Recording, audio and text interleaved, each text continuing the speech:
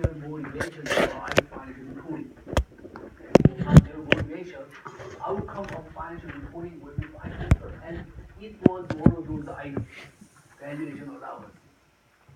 And uh, let's say you, while you're doing your project, reading your financial statement of the company, you find out similar practice that they'll do.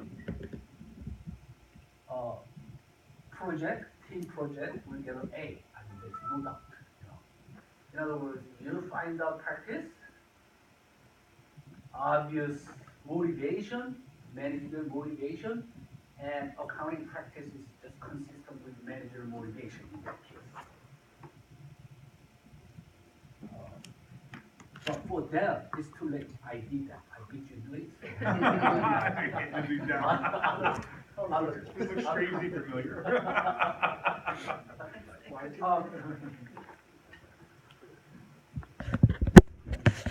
So here, let's analyze the footnote, the income tax footnote. Income tax expense or income tax provision, either way, provision or expense, that consists of a current expense, current tax expense, and deferred tax expense. Current is the amount of tax you have paid in cash. Deferred is a net of deferred tax asset and deferred tax liability. So if you look at a FISA, income tax footnote, you can see here current deferred income tax at federal, state, and local. Federal 35, a state 2%, and local and other percentage tax or provision is here, provision. And they also show international and current income tax, deferred income tax. So total provision for taxes on income, 1 billion, 3 billion, 2.5 billion. So income tax expense, current and deferred income tax. Depending upon asset or liability, that will be changed. Asset, liability, so income. Whenever you have a deferred tax asset, income tax expense will be reduced by that because they are on the same left-hand side. If you look at the journal entry, that will be obvious. Deferred income tax footnote. Let's take a look. This is a deferred tax asset, $17 billion and $1.1 billion valuation allowance. And they are aggressive in estimation somehow from 2011 to 2012 because they have more valuation allowance for a smaller amount of DTA, but they have less. So if you compute percentage, you see the difference between this and this is this. They reduce their allowances. If they reduce allowances, reducing allowance will go to left-hand side. Therefore, right-hand side, you reduce the expense, income tax expense, right? So without computation, we know there is a positive. Well, this might be a legitimate change. I don't know. They are coming out of the recession 2011, 2012. They are making full recovery from a economic crisis in 2008, 9, 10. So without examining this, if you look at only bottom line, they are making liberal estimation assumptions about valuation allowance. That we know that. So this footnote, deferred tax liability, is much more than almost double. Deferred tax liability is higher than a deferred tax asset, which is the case because the deferred tax asset will be arising from a here this type of transactions. But then, since you are making sure that you delay your obligation as further into the future, present value of that tax payment in the future, as of today, almost nothing. That's the idea. If you keep postponing your payment of the debt deferred tax liability, present value today will be smaller. So what they are doing is this: tax avoidance. In this country, tax avoidance is 100% legal. Tax evasion, that's the big problem. That.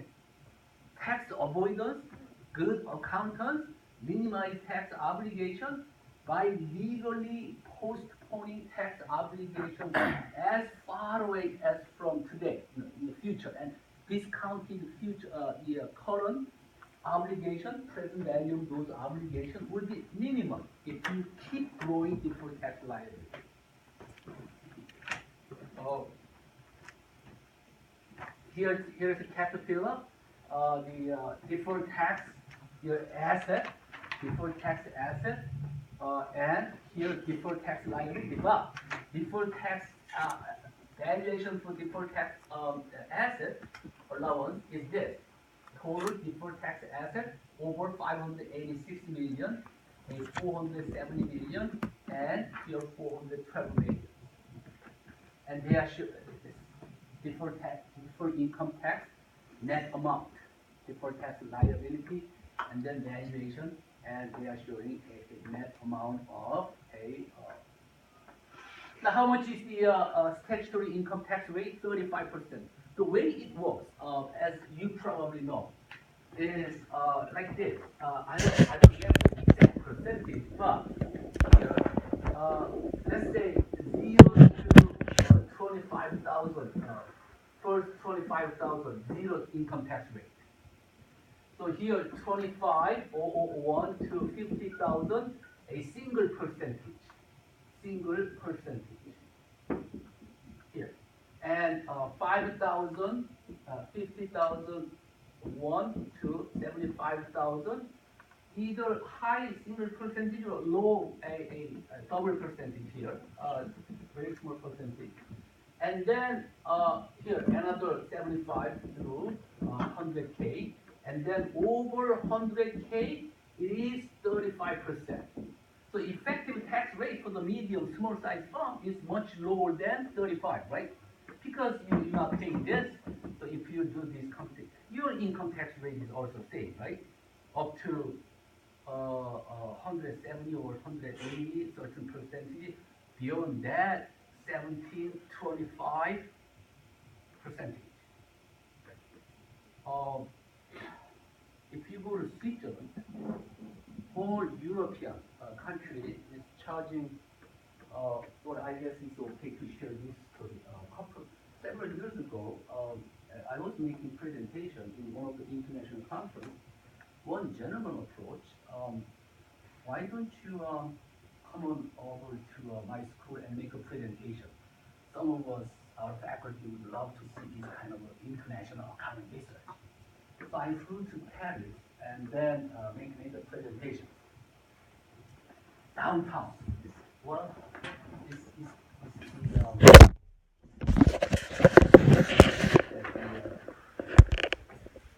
downtown. It's inside Paris, but then it's a brand new. Undergrad is very old, but the MBA is brand new, and they were offering a job, offering a job. Why don't you bring your family over? The Paris is international city. For you and your family, you will find out the French and the euro so that you can send them home. So the package they're offering was really good. This package was good. But then, when I get to tax talk, they say how much income tax and all tax? 49%. Out of my paycheck, 49% redone. So, look, how am I going to save and send my daughter to college later on? And he said, French school won't charge much tuition. A French government will give you lunch money. Whole population, the population are getting €7 per day, 5 days a week.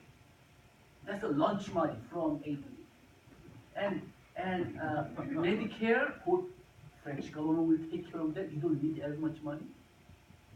Oh, yeah, that UK, France, and Scandinavian country, you just 50%. 50% is a safe assumption. 50%. But if you go to Switzerland, Switzerland has a county tax, not the whole a country tax. If you go to middle of the Switzerland, income tax rate is 2%. So rich people are moving, making a lot of money in the big city, and they are moving into that they are in the middle of the nowhere, but beautiful, summer home. So other than Switzerland, whole European Union and Scandinavian countries, well, Scandinavian countries much higher than this, much higher than this, 50, 52. Just like the Canadian government. So before you accept any those kind of employment opportunity, make sure you ask these questions. It was I thought I was paying way too much here, but then I appreciated U.S. government for the first time in many years. See, this is this.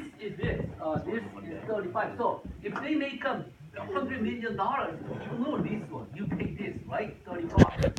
So here, this is the effective interest rate. Here, statutory tax rate is 35. 2010, they are paying 12.2%. This is a tax bracket.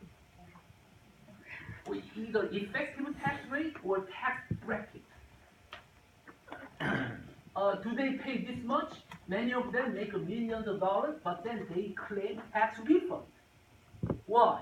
Well, I contribute this much of money to send the victims, make a donation to charity, and they actually claim refund. One session I set aside for your colloquium is tax discussion, tax research in the context of sustainability economy. Now, some firm, some group of U.S. corporations, they are making millions of dollars, but then they were able to avoid tax for as long as 10 years. They're not paying any tax for 10 years. How much they are making? Millions of dollars. Would that be possible? Absolutely. Before tax liability and all this a deductible items, and we'll see how they do that through a rigorous tax research. Here is Caterpillar, effective tax rate 35%. That used to be long time ago. That used to be 24%. Long time ago. 24%, and a Republican government, administration usually came up with tax rebate and tax reduction. Whenever Democratic president comes into the White House, they reset and they go back to original 35%, even higher, 38% once, came down to 5%. So here you see how they adjust.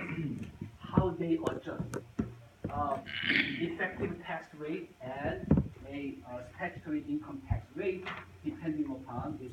Well, whole idea of a parking billions of dollars of cash overseas is because they don't want to pay tax. Yesterday, Google, their holding company name is now Alphabet.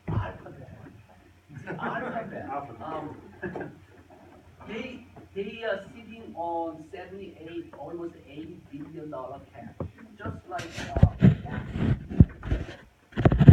So, for the first time in many years, now they are buying their share back. $1.1 billion, burning more than $5 billion cash to purchase their stock back at open market price. Now they say it's been a while since we reward our shareholders. My interpretation is not exactly the same. Maybe that may be the case, but now they are uncomfortable about the amount of cash they are sitting on. This is getting bigger and bigger. And if you have a 78 billion or $80 billion cash, and group of people just looking at your checking account, not easy. So that's how they decide to burn their cash. Now, this foreign currency fluctuation, well, two things. First, the two way of looking at foreign currency is we have two different parts of foreign currency transaction. One is transaction, one is translation. Foreign currency translation, foreign currency transaction. Foreign currency transaction is here current period gain or loss is current period income statement. EPS, it will affect your EPS computation this year. Any derivative transaction you do with the foreign currency transaction is fair value hedge. Fair value hedge. Gain or loss, therefore, has to be realized, unrealized, doesn't matter. Here, realized or unrealized profit, realized profit doesn't matter. It's good. But foreign currency translation will be classified as one of the AOCI. So it will bypass income statement and usually go to a stockholders' equity section of balance sheet. So it affects the firm value because yes, other comprehensive income is also another form of income, but then it doesn't affect your earnings per share calculation in this year, even if you have a big loss. So foreign currency translation is this. Whenever you have a foreign subsidiary, at the end of the year, you have to translate euro-denominated subsidiary in EU into a US dollar because head office is here and consolidated financial statement will be issued in New Jersey. So we say this is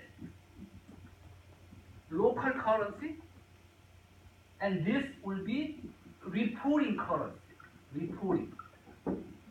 Reporting currency, or if this is the main head office is here, so it is also functional currency.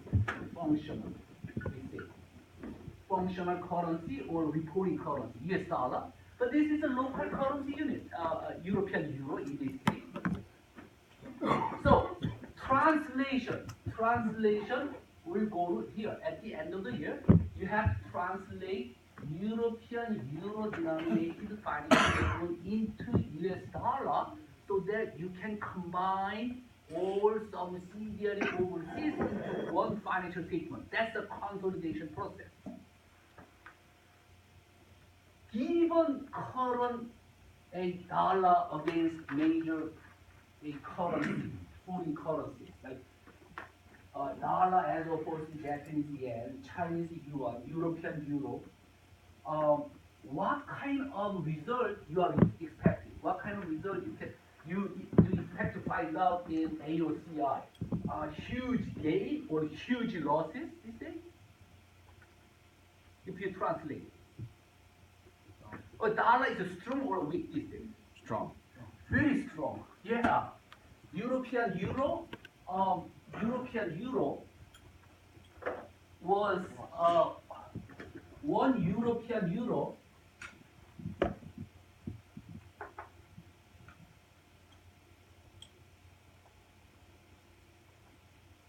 it was at some point 1.4, 1.3 history, many years.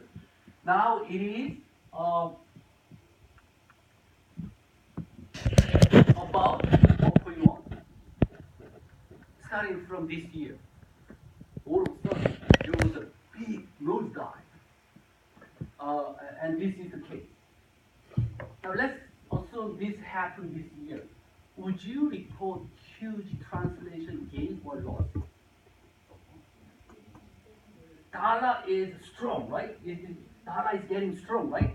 One euro, you can buy $1.40 last year, for example. Now with 1 euro, you can buy only $1.10. Dollar is appreciating against European euro. Dollar is going strong against Japanese yen, Chinese yuan,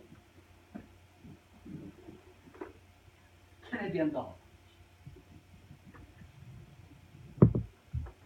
We say Canadian dollar is a loonie. Nickname for Canadian dollar is a loonie. That is a bird, loonie. Yeah.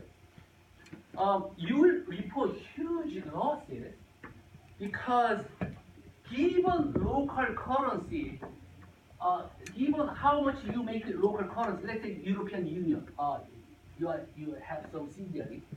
European Union, you have assets and incomes and all translated into reporting currency US dollar. Now, since dollar is strong, after you convert local currency into US dollar, you get less dollar. Less dollar. That's why you see huge AOCL losses, accumulated other comprehensive losses from foreign currency translation these days. So, I'm sorry, Michael, go ahead. No, you probably asked the same question about China. No? Well, I don't know, but go ahead.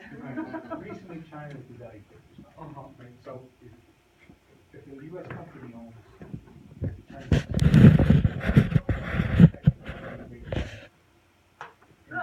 Dollar is more stronger than Chinese yuan. In other words, Chinese yuan, it was this case.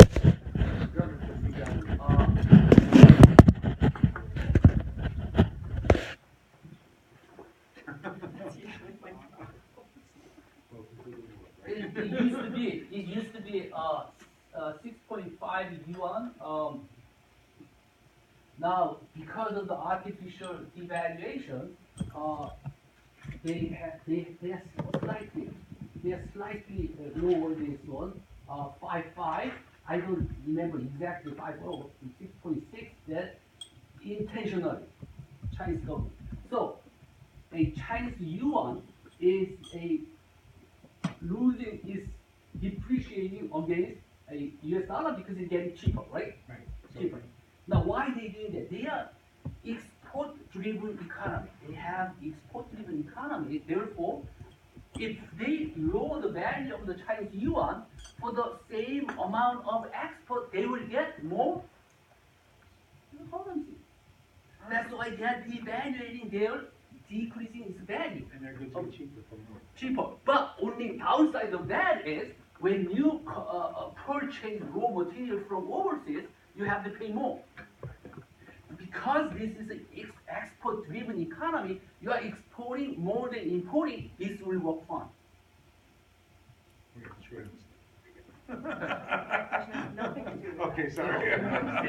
Kind of self-serving. Okay. We're dealing with this in our project because we're working with Toshiba. Oh, okay. So, what I'm not quite sure about is the difference between the transaction and the translation. So the transaction, as you can in the financial statements in our example, and the translation is going to appear in the dollar. No, Or- what kind of reporting currency Toshiba is using? Well, Toshiba. they're going to say they do the yen, and then in the other column, they only do 1 year, the current year of the dollar. So you have to So I have translate that both. into US dollar across the year. Well, no, it's reported in dollars. Only 1 year? Only 1 year, the current year. So I've got to take every year, you know. Yeah, you have to do that. Yeah, well, but I'm not sure about the difference between Well, the impact for on the. that, we have to go to transaction first, because translation is a translating foreign currency denominated financial statement into US dollar. But transaction is this. Transaction is, let's say, well, this is coming up. This is coming up. So actually, we are covering this together. The transactions. This is a translation. The lower side. Change the strength of US vis-a-vis foreign currency. Report free income following manner. So, US weaken, revenue increase because you get more dollar. If dollar is cheaper, you get more dollar, so revenue will go up, increase, so net income increase. If dollar is going strong against the overseas, a foreign currency, revenue will go down because you will get less dollar by selling your merchandise overseas. Make sense? And then decrease. This is a translation. And this effect, now US dollar is all-time high now. Therefore, Google yesterday, they overcome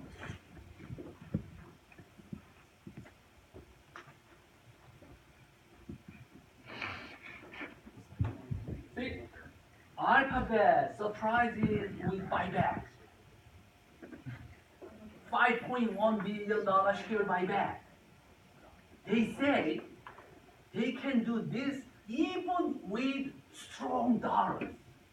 In other words, because of the strong dollar and a Chinese crisis, they were expecting to report lower income, but they overcame all those hurdles, and they report net income, and they are even now offering a share buyback. So they are taking credit for managing this foreign currency crisis well, and they say they decide to reward a shareholder. So this is a translation effect. Pfizer, well, let's take a look at and let's go transactions. Revenue decreased 10%, 59, compared to this much. Operational decline 8%.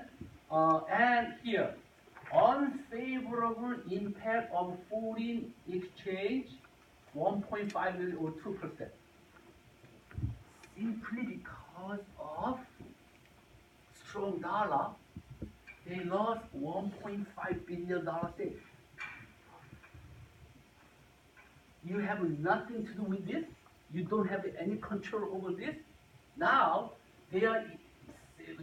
dollar is more stronger than this time. So for Pfizer or any other multinational corporation doing business with overseas, they will report much higher than this now.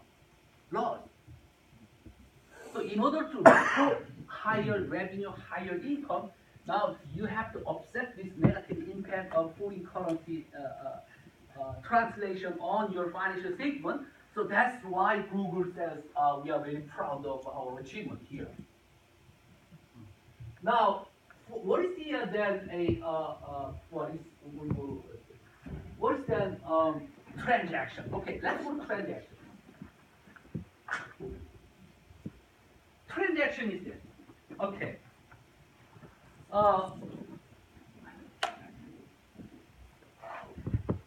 You sold merchandise to, let's say, British customer. British customer, let's say 1,000 pounds. Local currency unit is 1,000 pounds. And you sold this merchandise to a British customer.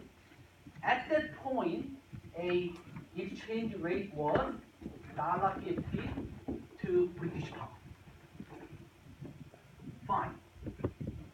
So, how much you expect to collect if exchange rate doesn't change?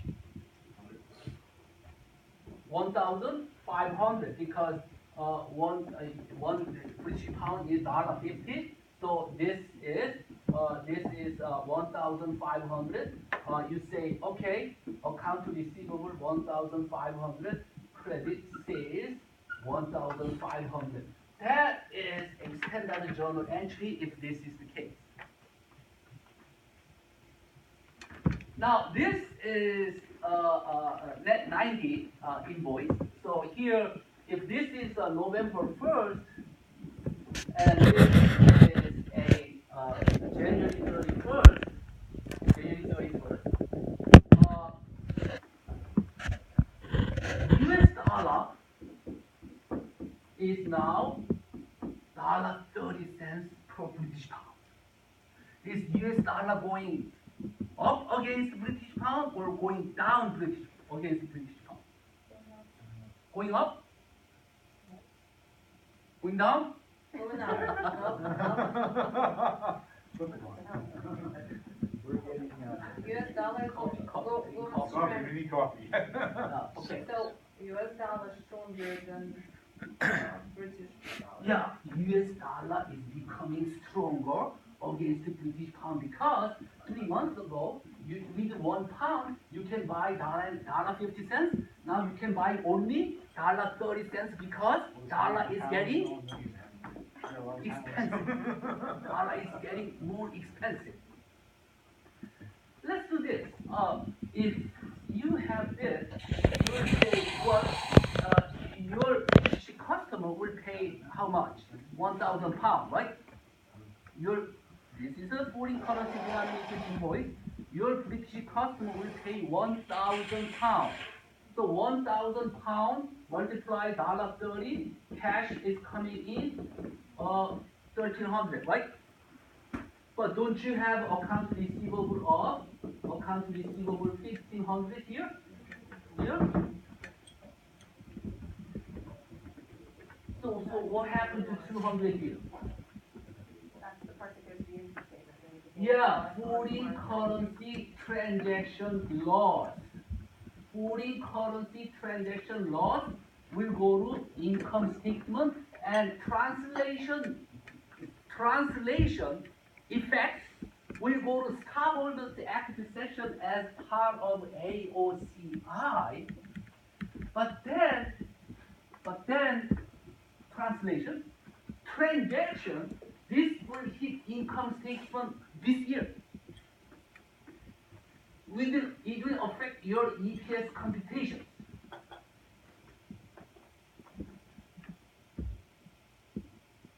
If this is $70 gain, right? Whenever dollar is weak, here, if this becomes $70, US dollar value is going down, so revenue will go up because you get more dollars selling same merchandise, expenses will go up, but net income will go up as well. So here, situation is here. Now, current situation is this one, but dollar up and down. In this case, this will be really lucky case for export-driven company. Like they are selling tons of drug overseas. Right? Dollar values are strong, so they are getting less dollar. So how do you protect this? You just wish the best outcome here. You don't do anything here. Here, you have to protect yourself here. I contact the broker, foreign currency, foreign contract. This is derivative. Remember, first derivative, second derivative, third derivative. We talk about that, right? With the bond payable, interest rate swap with the first derivative, interest rate cap transaction, second derivative, option on interest rate cap will be third derivative. This is a foreign currency transaction is notional product, and this is the third derivative. Foreign currency, foreign contract. You call, like a broker, say, look, you have a better idea than I do in terms of what's going on in the foreign currency market.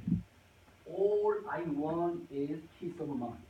I want to know how much I can collect for this account receivable 3 months from today. I want to know right now how much cash I can get. I don't want to go through emotional roller coaster, just wishing the best here. So you call broker and sign for a foreign currency forward sales contract. You are selling your foreign currency to the broker because British customer will give you what?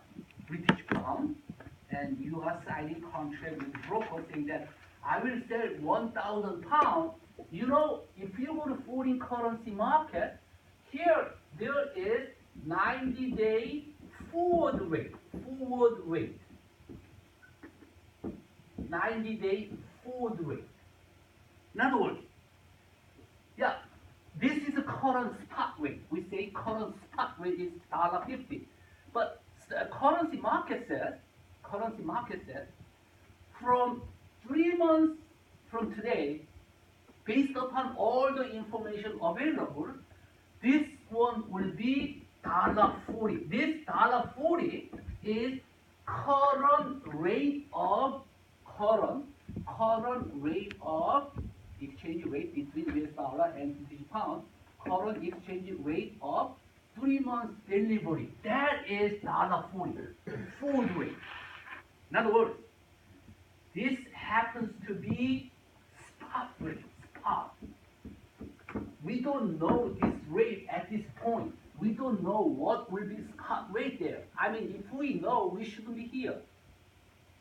We go to foreign currency market and we all become millionaires.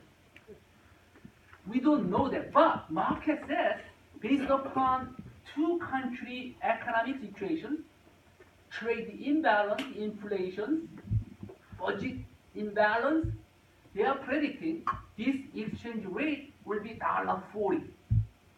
Dollar is going strong 3 months from today. So you ask foreign currency broker, look, why don't you pay me $1,400 right here, 3 months from today? Since market says 3 month forward rate will be $1.40, 1,000 pounds, $1.40 forward rate as of today. So why don't you pay me 1,400 at settlement date? So I know from here, soon as I sign this contract, I know I will collect $1,400 3 months from today. Without this contract, I will never find out what will be my cash flow. How does the trader benefit? He actually So collects to- the 1,500 then, so that's how he makes his money. They actually collect the 1,500. then. No, the trader's collecting 1,000 pounds. 1,000 pounds, yes, 1,000 pounds here.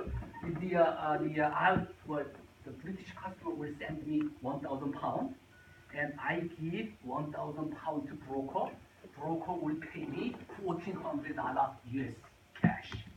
How does the broker come ahead? Commissions and sells the contract to someone else who's expected. Fee and portfolio. In other words, market, there are two groups. Market says some people will say this will be more than $1.50 here. $1.60, $1.70. Some people say this will be lower than $1.40, $1.50, so $1.40, $1.30. If market says $1.40, this broker's estimation could be $1.50, $1.60. You know what? By signing this contract, I will get 1,000 pounds, but based on my information, this will be $1.70. I will get $1,700 cash. I only pay $1,400 cash to the company, and I will be ahead $300 with this contract. Based on my estimation. Sean, did that answer your question? No, it does, but I'm just thinking the margins have to be razor thin because you're gonna be wrong half the time. Yeah, but trader has hundreds of thousands of different portfolios. They are betting this direction 100 cases, another 100 cases here. So that's how trader makes money. That's okay? Mhm. So at that point, when I execute a $1,400 forward contract, right? Yeah. My $1,500 receivable, Mhm. I'm technically giving in $100 loss. Yeah, loss. At that Yeah, point. yeah. Because that $100 is Peace of mind. for the peace of mind. So do I recognize it? Right. So do I recognize it there, or do I recognize it here? Well, recognize right here. That's all I know. Yeah, in all the accounting, you recognize losses and then you allocate between accounting periods. Okay. But now you have a receivable and payable, and you will settle in here. If this is the balance sheet date, December 31st, you settle here first, and then you settle for this period. So it's still transactional, so it's still hitting the income statement. Sean, did I answer you? No, you did. I'm looking at it from the broker's point of view. Yeah, and I understand that you have to have volume. I'm just thinking that the risk is, I mean, it's incredible. I mean, Yeah, I mean, So the fees have to be, I wouldn't say substantial, but the fees have to be significant enough as a hedge also for the broker not to. necessarily, because if I am in foreign currency market doing this transaction as a broker, I need X dollar amount, amount of a European euro. I need X amount of British pound. So with this amount, okay, this will satisfy my portfolio in British. So your reserves are also acting as a hedge at the same time. Exactly. Okay. And the broker also has, this is a sales contract, he has a buy contract on the other side. Oh, yeah, see, That's your mutual. Mario, that's a good point. In other words, if you purchase a merchandise from a British merchant supplier, you have account payable, right? Instead of account receivable, right? So if you have account payable, I want to know how much I have to pay 3 months from now, right? You want to fix this. 1,000 pound account payable, foreign currency market says 90-day forward rate is $1.40. By signing forward, foreign currency forward purchase contract, in other words, I am buying 1,000 pound. I am buying 1,000 pound at a price of $1.40 per pound 3 months from today to pay my supplier in UK. The exact mirror image of this transaction, sales transaction. In this case, again, I want to have peace of mind. I want to know how much I need cash right here so that I can prepare for this money. What if this becomes $70 here without forward contract? I may have to borrow $300 extra. Well, this is a small amount, but what if millions of dollars? You have to cover yourself, hedge yourself.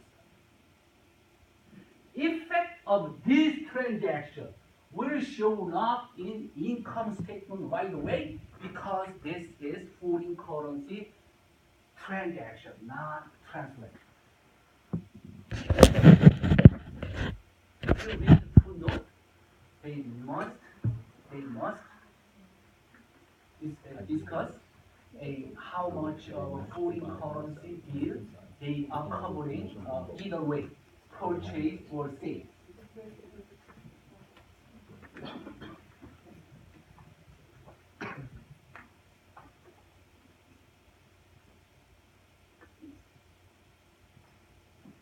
I think that came, Go ahead. Actually, my company, for like a very, my company situation, that we every month pay like some employee from Japan, like wages in N. In Every N. month, In N. N. And we every month we receive the invoice for their wages and other like employees, like insurance or everything. Oh, okay. So every month when they have a date, but every time when we pay their wages in end by wire transaction, like US dollar changes. Yeah, yes. Then also every time when we do that, like first, like we receive invoice, let's say first day of the month. Mhm. Then, for example, if we do the transaction on the 16th, they have a different rate. Yeah. But when the 20th, always every day different. Yeah, of course. Then, so what we are doing is just we by the wire, we send the money, then get the bank like paper, then we use the number for the book. Okay. But just doing so every month that's fluctuating, and also and and the plus and also has a fee. Yeah, So yeah. fee is a transaction fee, right? Yeah, Wire yeah, tran- yeah. Then that's what we are translation, but we don't have we didn't put the receivable or anything, just we paying, so that is just okay. That fee will be financing expense, foreign currency transaction loss, and that fee will be this. And this fee will be pure expense. Now, the way you describe the transaction is, now what is the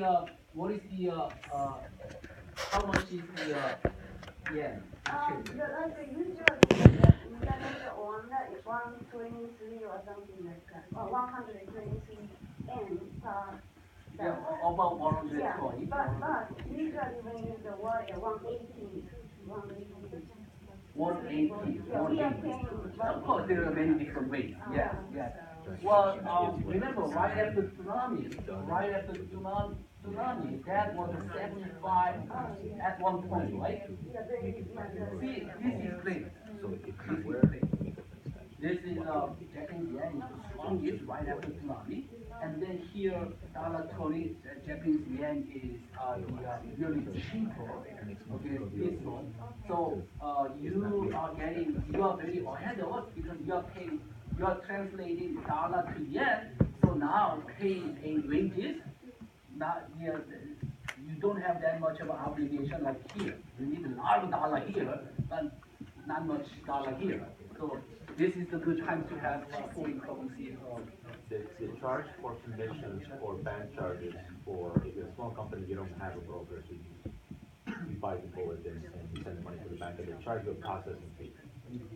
Would that be just expensed out to, and Other expense, which is financing, rather than, transaction itself, rather than foreign currency transaction losses.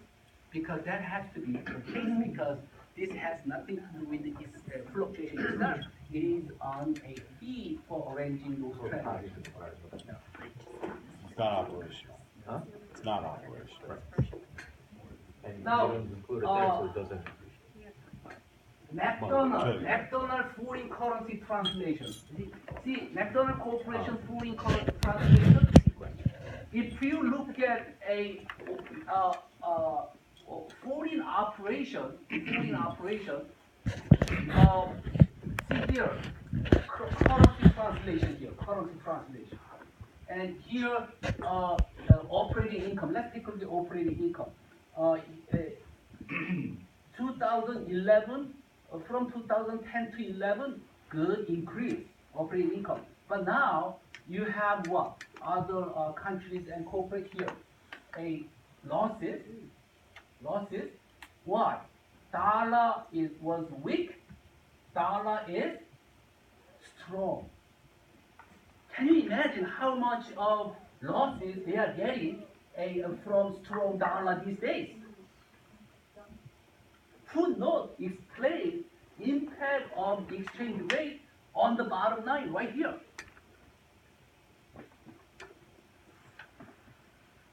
By the way, yesterday, McDonald Corporation cost and stock price hit all-time high because the title of Wall Street Journal article title was what they seasoned again. They report a better than expected positive increase in a sales revenue. So this one you have to follow your corporation's your company footnote on foreign currency. So this is a good example. In other words, since dollar will not stay this strong for years to come, well, this will be again positive for the year 5 years you are projecting, and then you have to make that assumption into forecasting your future. In other words, future financials, if dollar stays strong this way, you will have a pressure on your income right here. What assumption would you make?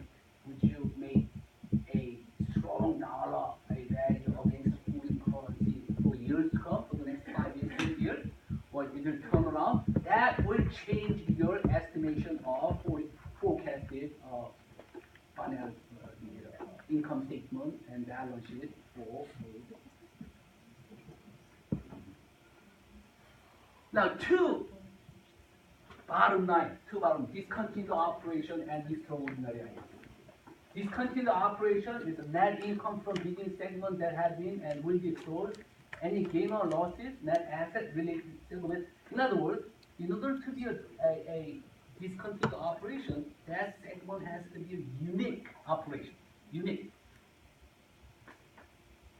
Net of tax basis. After net income, you are reporting discontinued operation at after tax basis.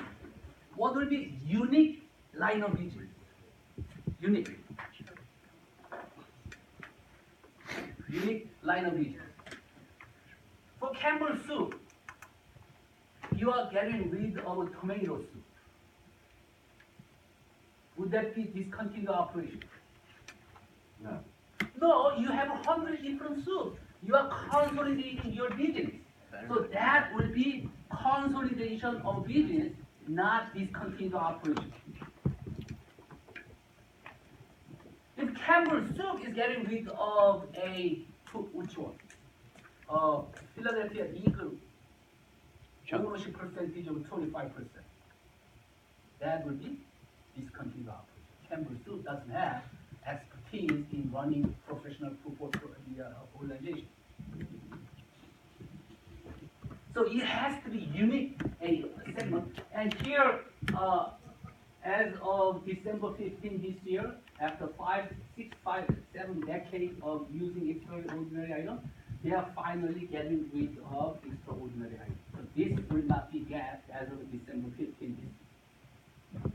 Textbook is not updated, but December 15 this year is the last time you can use extraordinary item. They are following IFRS, which says, well, there is nothing extraordinary in running a modern day corporation. Everything has to be a ordinary item. So they are getting rid of this part. And this is one step toward the convergence with IFRS. US GAAP and IFRS is getting closer and closer, step by step. And this is the one step we have. Now, discontinued operation has two different parts.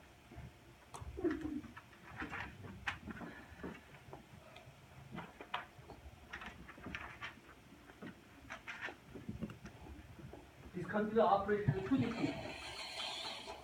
Now, as you see here, discontinued operation, income from discontinued operation. In other words, let's say you discontinue this operation as of November 1st. January 1st to November 1st, operation itself. Do you have income or losses from that operation? And here, gain or losses on the sale of that investment itself, net of tax base. So two different items. Obviously, gain or losses from operation is much smaller because this is the main investment. So from January 1st to November 1st, for the first 10 months, your operating income from that segment is $297 million. But getting rid of this whole investment in a Philadelphia Eagle, that gives you $4.7 billion gain.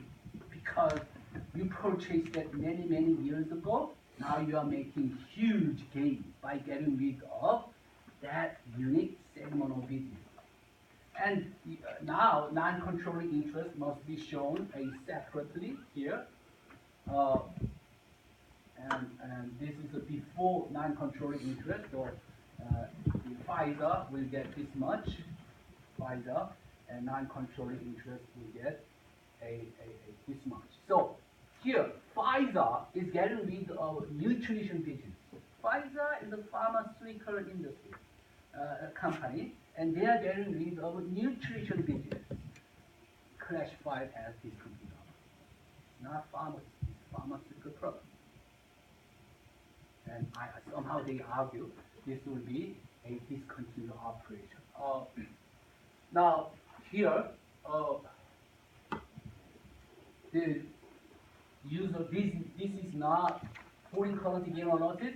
This is not an extraordinary item, but then we don't have all of this as of December 15th. So this will not be a US GAAP. You don't have to worry about how much is an extraordinary item, or GAAP is changing rapidly. So we have to keep up with the.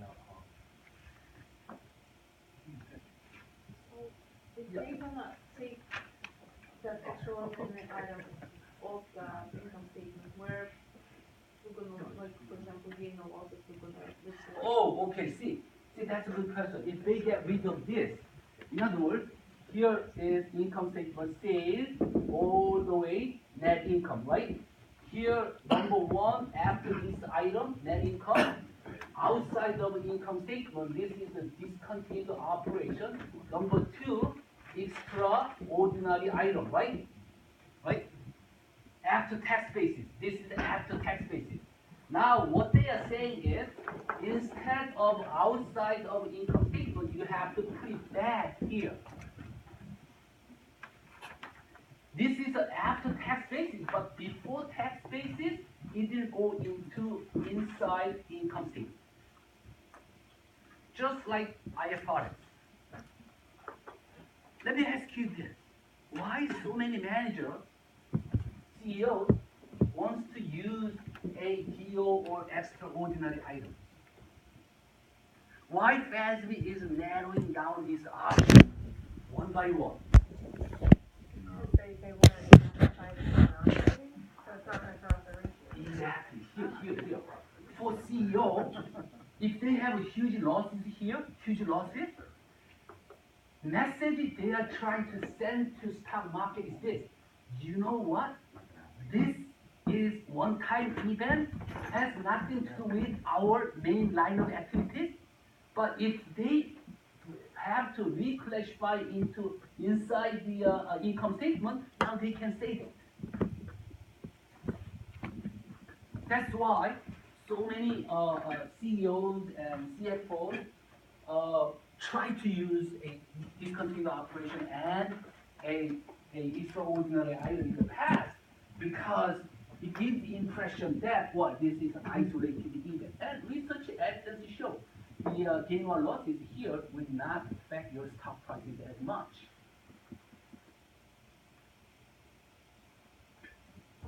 Well, IFRS, one step ahead. Not to commit reporting of income expense item as ordinary. Everything is ordinary.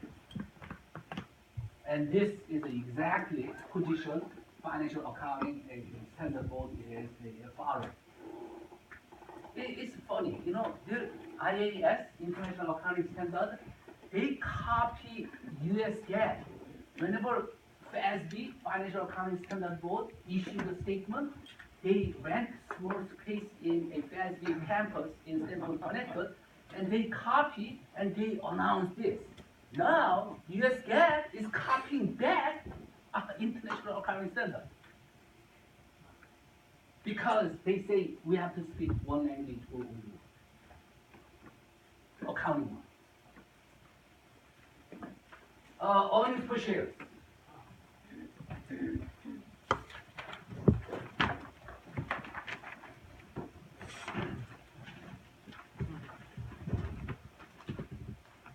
$5.1 billion share repurchase.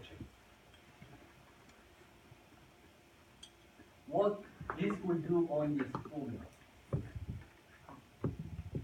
Share buyback, $5.1 Drop it up. billion share buyback. Drive it up. Drive up. Isn't it good time? You know, dollar is a strong. There's a huge problem with the Chinese economy. They just lowered the rate the other day, one notch more to boost their growth, and too much uncertainty out there, pressure from all over. Why don't we, since we are sitting on that much of cash, why don't we reduce number of shares here by giving cash to the shareholders, reduce your denominator to boost your earnings per share? It will do many good things. Energy, Share buyback. because they've been crushed, because the energy industry is Yes, prices yes. down, so they got a lot of pressure from big down stock market. Yeah, big time. Energy industry, They announced they're gonna do a share buyback. based upon your intermediate accounting, or the any other financial reporting plan, EPS impact on dilutive options and warrants, EPS impact of dilutive convertible securities.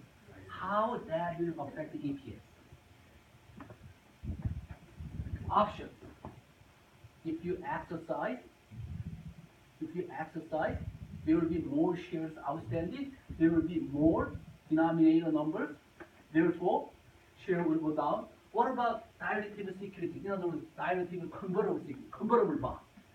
If convertible bond convert into number of shares, common shares, that will increase this, right? And that will drive down your EPS. But if you convert bond into stock, you don't pay interest. And interest expense goes down.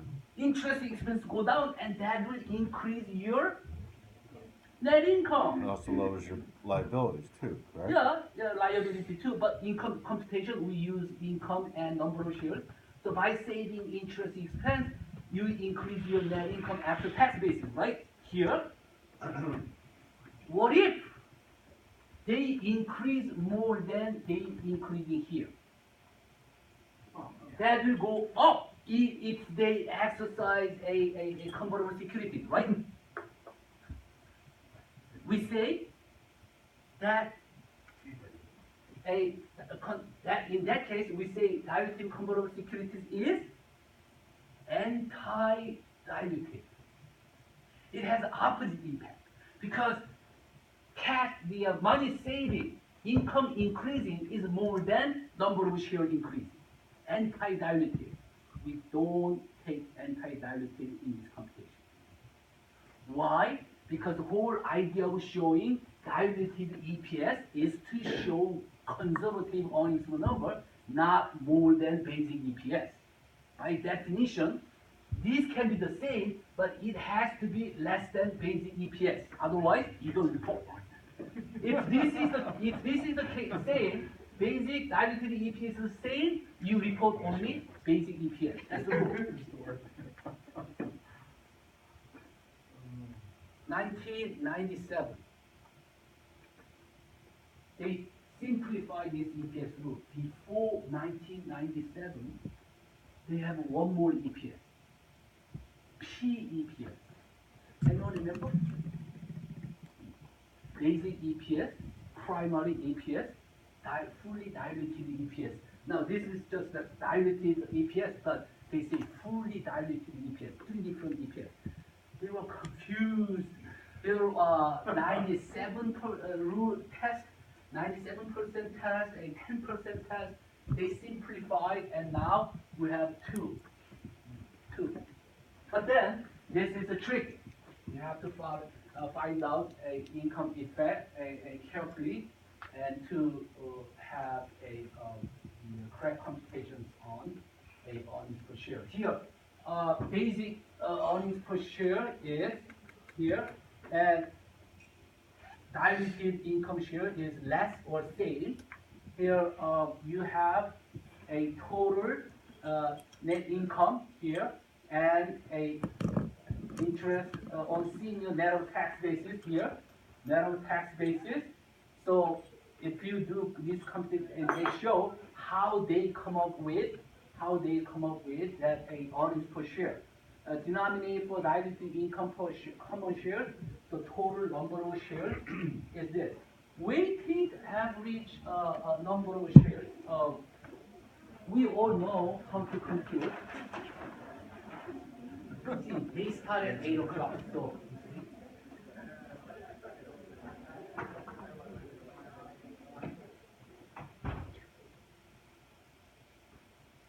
Here, what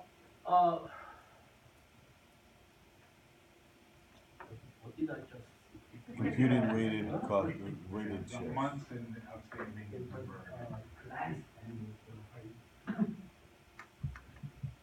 What weighted average common shares outstanding, numbers of common shares outstanding. So that will be let's say it is confusing. I must say there are three different transactions which affect a number of shares outstanding. Now you have 100,000 shares. July 1st, you issue $20,000 more. But November 1st, you retired, let's say,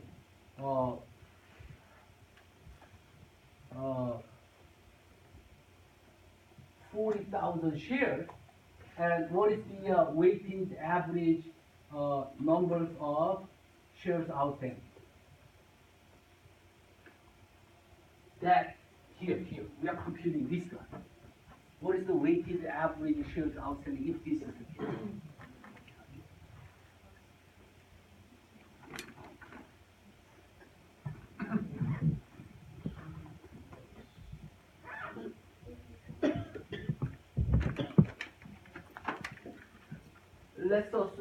Let's say this is 42,000 to make our life easier. 42,000. How many shares outstanding? And what denominator would you use here? They compute this one.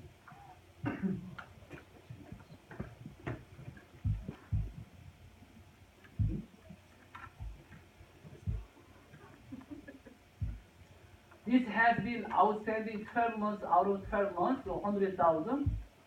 This has been outstanding 6 months out of 12 months, so 10,000. This has been outstanding 2 months out of 12 months, therefore 1/6, 7,000. So 110,000 minus 7,000. Earnings per share, number of shares outstanding here will be 103,000 number of shares. What if you have a stock split? Go over earnings per share section of EPS. You will be asked to explain EPS wherever you go meeting, wherever you meet your client. This is the single most sought after number. Being an accounting major, we should be able to show all this formula, how we compute all this, what kind of derivative will affect this EPS. You know, if you watch CNBC, it is internet. This CEO, they are talking about these pros and cons of any new rules and new laws. I can see they are processing this computation through their mind, and they are computing their bottom line earnings per share. If that is negatively affected, they will oppose right away. Because this question is unprepared and they will ask on spot. What do you think about this rule? This CEO, I can see the eyes. They are processing this information, transactions, and that will affect a positively, negatively, based upon their, and that is usually correct. Their mind computation, they are usually correct. That's why they are getting paid $20, $30 million. No doubt, no doubt. But one more reason why we see more and more Fortune 500 CEO, CFO has a CPA or CFP. It is professional designation. No doubt about it.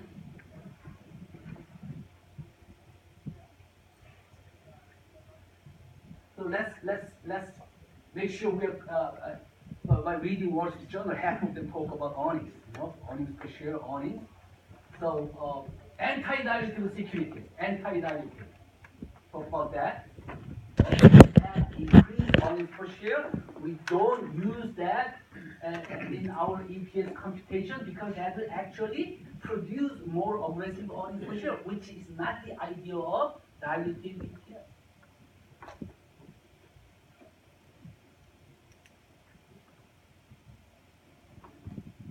I think I talked about this at the very beginning of the session, beginning of this class, reliability and relevance.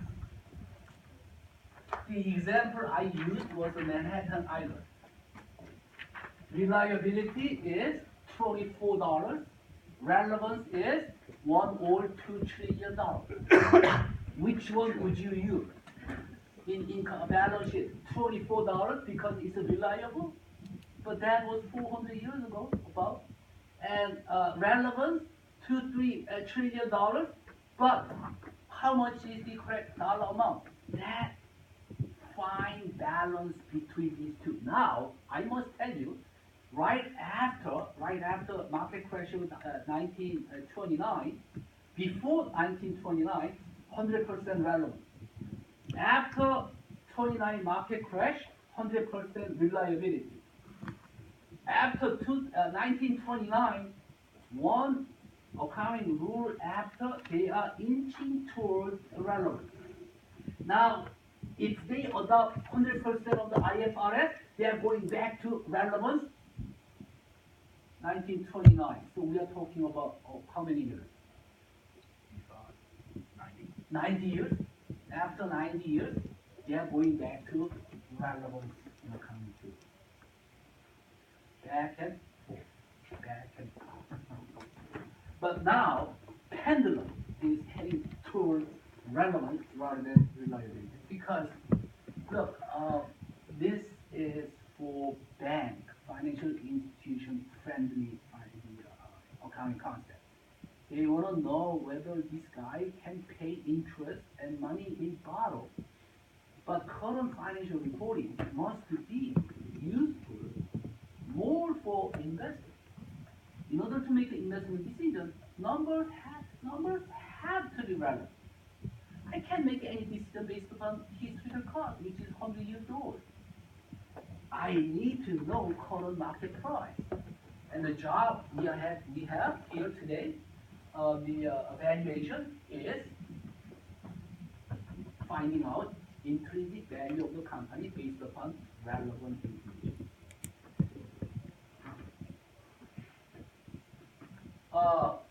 Additional qualitative quantitative information, well, ideally relevant, not enough. That is not enough. Unintentional errors. Any example of this? Unintentional errors. That's the prime case of accounting policies diminished. Unintentional errors, which is same as what? Fraud. Constructive fraud. What would be a good example of unintentional errors? Unintentional. Intentional error, unintentional error. What would be example before we go to intentional, unintentional errors? What would be unintentional error? Yeah, you make a mistake. I mean, and there's so much of a complex transaction. You even, no matter how hard you try, there is a measurement issue. In other words, this transaction nobody understands. Accounting rule doesn't say anything about this transaction, and there are quite a few in Wall Street every day. Some of them survive, became major instruments. Some of them die after one transaction. Some died after 6 months.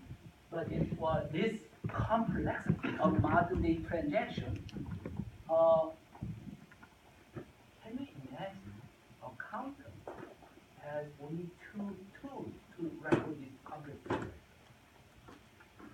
Doesn't matter how complex this is, you have only two tools, debit and credit. Not more than that. So it takes years to find out debit and credit. Where is finance? 5 years, 10 years away. Derivative, yeah. Accounting for derivative is a prime example. We don't have debit and credit for years. So this timeliness issue. Timing issue is the one big task accounting profession must overcome. In other words, that's why they have this SEC quarterly posting right away, online, real-time data for some of the major events, but that is not enough. One-time event and pro forma disclosure. Non-recurring, transitory, unusual item, and as if data.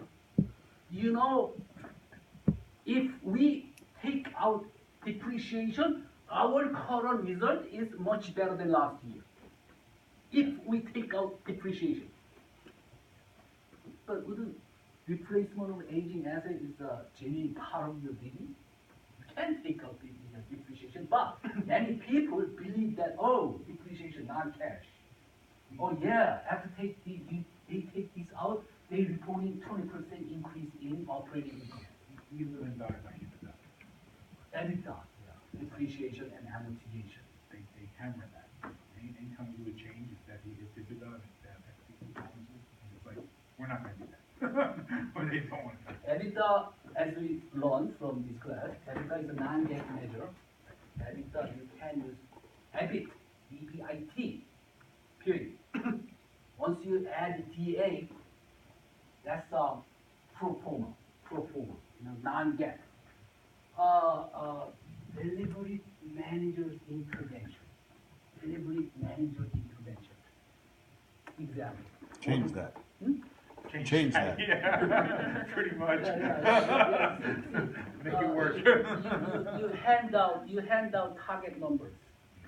I can't live, the Bashan loan. I keep citing that example, 1996 Bashan loan. Asian manager in Hong Kong. There's no way he would come, but he made up a citizen base. When they find out this, and Wall Street still talking about this case.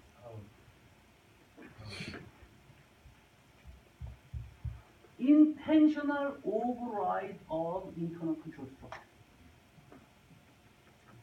Big item. It doesn't matter whether you pay $20–30 million to have a perfect control procedure all over the world. If CEOs decide to override, period. Good example would be, you ignore and you show disrespect for financial reporting procedures. You show this much of expense, not more than that. So what do? Shift expense to the future period. Bring income from future to present to meet the target. An accrual basis of accounting provide admission to that. Reliable numbers that are not predictive.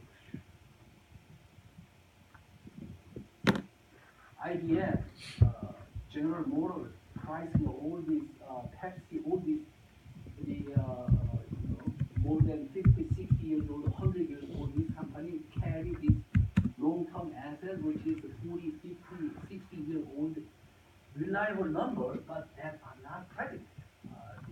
You can't just simply find out the operating return from a 40-year-old asset. Return is current, your denominator is 40 years old.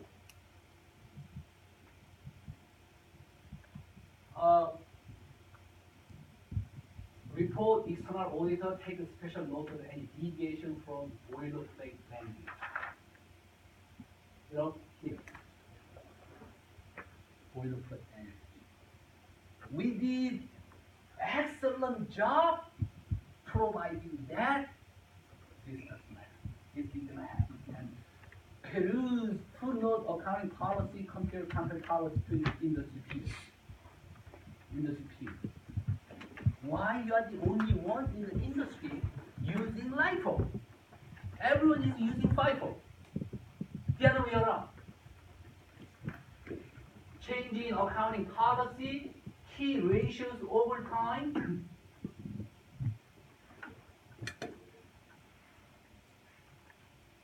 Good. Let's do the key ratios. We covered quite a few ratios, and I think we should do exercise on how to interpret these ratios. If you know someone who's not here, take extra copy, please.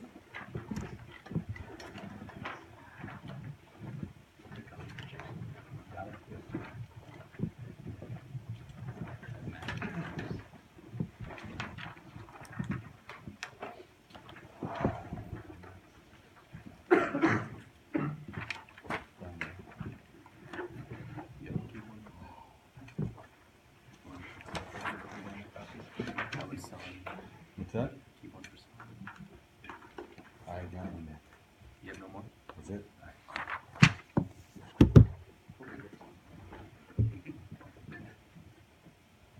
feel like it'll be-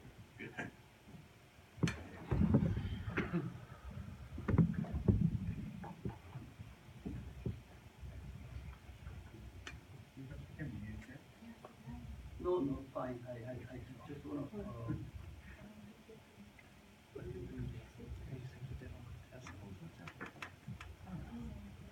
You're out of here quick. Dance, go down. You see, it's up to guys. You gotta keep your schedule.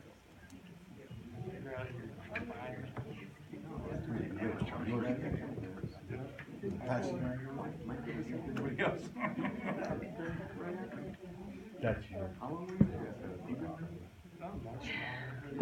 It's your thing. Take that over. No, it's kind of quiet. The question is, they can win, they know you did, but you think you should get it right.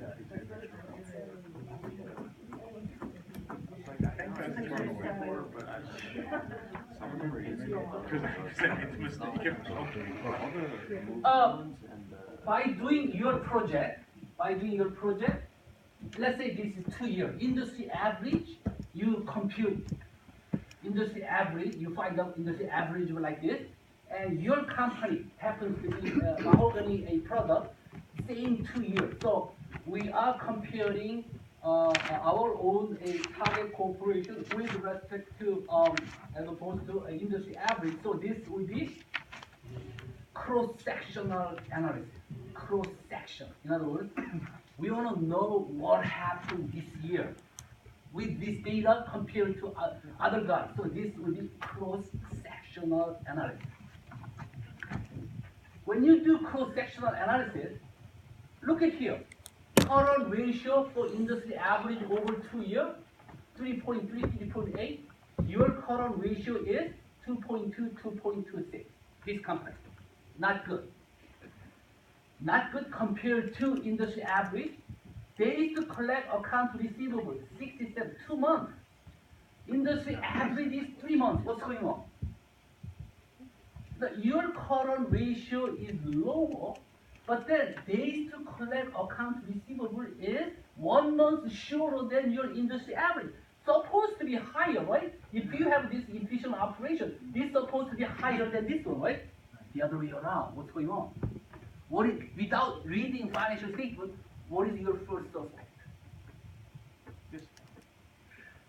Sales discount. You are selling account receivable and discount sales. In other words, you are factoring your account receivable, so you are getting your cash fast. But then selling fast, getting rid of asset fast, your numerator, current ratio, current asset, account receivable will be smaller, inventory will be smaller, so this ratio will be smaller. So with these two ratios, I can write one good paragraph. Only two ratios. I can imagine what's going on inside, make a story, which is consistent with what's going on. Here, days to sell inventory, it takes 4 months. Hey, mahogany, furniture, 4 months. Now, 3 months. This guy, 3 months.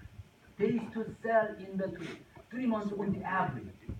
Purchase divided by accounts payable. Purchase divided by accounts payable. They are having lot of accounts payable. They are not paying their bill as much as industry average is paid. Because your denominator is big, accounts payable. Inventory divided by current asset, almost same, slight lower, carrying lower inventory. Operating income divided by tangible asset. How come this company has almost double operating income divided by tangible asset with this? Guess what? What happened? Yeah. It has lower inventories. Lower inventories, yes. Lower inventories. You know, this is a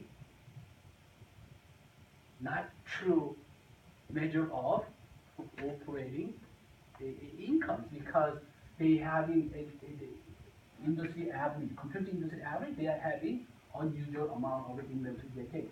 Operating income divided by net sales. It's 66% of your industry average. Operating income divided by the net sales. Why? All of a sudden, your profitability is dropping compared to industry average. Discount, right? This is also sign on discount here. Discount. Yeah. Here, yeah, you have a sale, but then because of a discount, that will squeeze your margin, so operating income will be much smaller than industry average. Gross margin percentage stays the same, almost the same here. The best part of this is this. You have this kind of a operation, but earnings per share improved. How? What? Earnings does not reflect cash. So using accrual basis of accounting, you can come up with any accounting number, earnings number. That's why earnings improved. Now, see here, earnings per share is not comparable with each other. If they have a lower number of shares on the average, they have higher earnings per share. Now, what will be good in the measure here? Instead of earnings per share, what do you want to see? What ratio will tell you how market thinks they are? This is not comparable, because even if they're the same company, one has a more earnings, the number of shares, earnings per share will be different, right? Return on equity? Return on equity is represented by here. You wanna know what the market is? Yeah. How does it stop? PE, price earning multiple. PE multiple is how many times market assign value for $1 they report. PE multiple 14 means for $1 the earnings they report, they are pricing $14. So PE ratio multiple is 14. If this is 14, 13, 2, 1, yeah, that is a company's earnings per share, not a good, although I picked this one, not a good a measure to compare these two set of data. Yeah, One question about PE. yeah, PE. I've seen it two different ways now. I don't know if I'm perfectly correct. They have like forward-looking PE. Oh, forward-looking PE and the trailing PE. Yeah. Trailing PE, forward-looking PE is, now here's your price, right? Price per share and earnings per share, right? So trailing earning is $10 per share, right? But forward-looking share is this. This one is, let's say $12, earnings increasing, $12. Well, let's say this is $100 price per share. Trailing PE is trailing. In other words, 100 P earning, so trailing PE will be 10. So the future value is probably on about forward. The forward-looking will be 100 over 12. Therefore, since earning increase over time, so this will be what? 8.5. Therefore, trailing PE is usually higher than forward-looking PE. For this reason, don't buy just PE. In other words, difference between these two in growing market is growing, no? Boom time. There's a huge difference between trailing PE and forward-looking PE. Usually, this is the case. Trailing PE is higher than forward-looking PE. That's a good thing. It's not same PE. So if you want to marketplace, you probably want to go forward. Probably makes more sense because that is more recent forecast instead of year-old data here. Quarter-old, year-old data, you are looking at current data or future data, so that incorporates current market situations. Now let's take a look at this. This is as interesting as a previous one. This is one company data over time. So this is, instead of cross-sectional analysis, this will be time series analysis. You need two different analyses. At given point of time, how am I doing compared to everyone else? That's the cross-sectional analysis. This one is time series analysis. How have I been doing over time compared to yourself over time? So this is a time series, 5-year data. Current ratio is going down, current ratio. Actual company data, I erased the company data. Quick ratio is going down. Earnings before tax divided by interest expense. Another name for that is interest times or interest coverage ratio, both of them, like the interest coverage ratio, 7.12, tax, 3.5. They are heading into trouble. Yep. Here, account receivable turnover, 5.62, 4.2.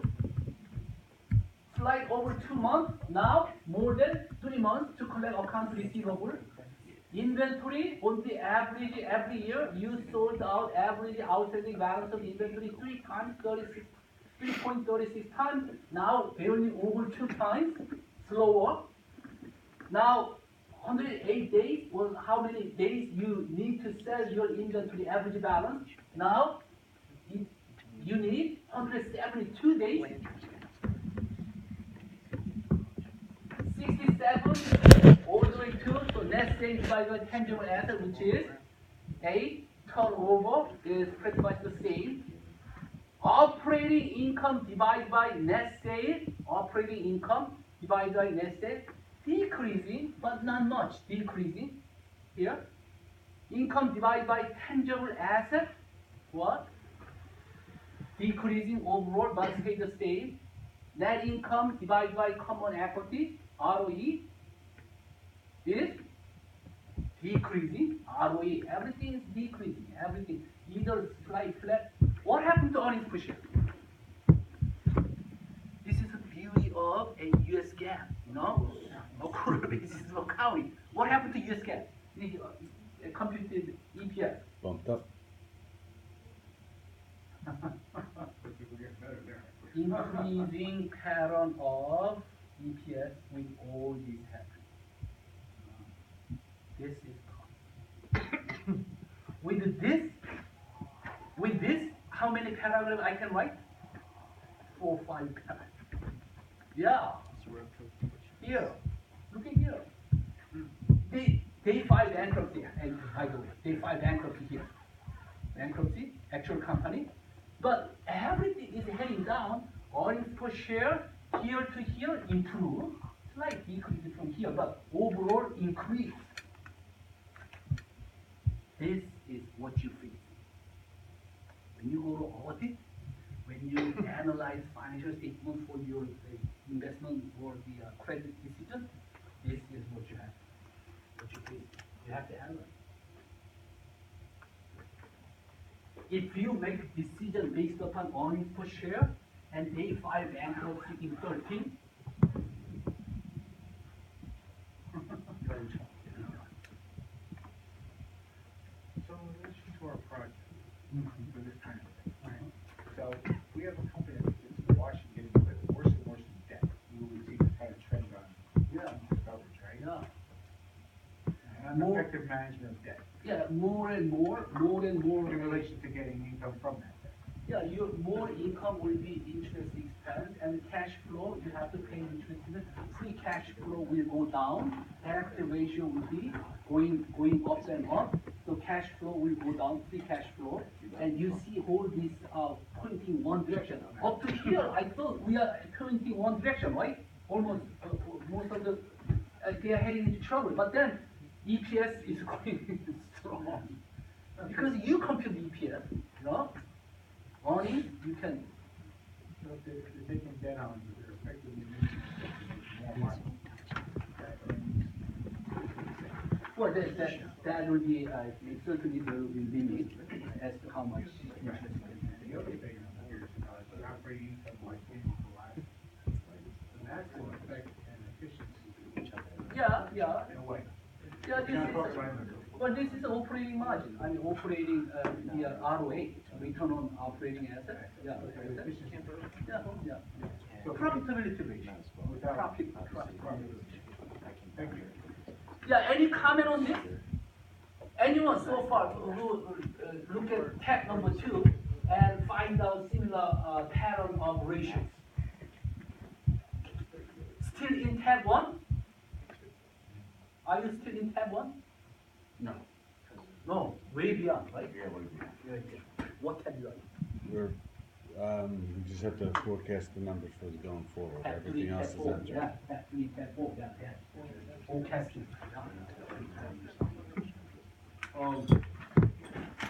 I added 2 more tabs, so. Ah. Yeah, so you tab 5, 4, 5, you have to finish 4, 5. Right. If you do this in your project, an interesting story will come up. And then next thing you do, find out EPS computation. Oh, they find out here they did share buyback. In order to post this, they did this, they did this. I'm really curious. I'm looking forward to your presentation for that reason. Let's have a short break. When you come back, today, one thing we have to do is going over the spreadsheet together so that we can make progress. So, my goal is to finish chapter module 6 and then spreadsheet. So, what the else, syllabus, we have exam next week? Again, those are midterms, so.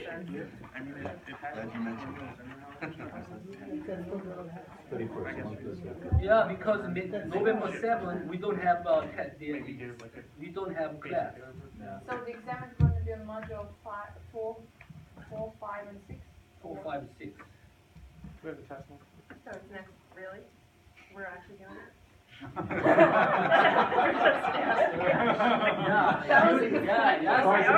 I thought maybe you would push it back a week, You know, because we kind of fell thing is this, behind. we don't have class November 7th, November 14th, full day, and then week after that is presentation, so next week is the only day. Module 4, 5, 6. 4, 5, 6. You get one sheet is more on the, Same rule, same rule. I'm getting scrappy. Are you gonna put some props up or?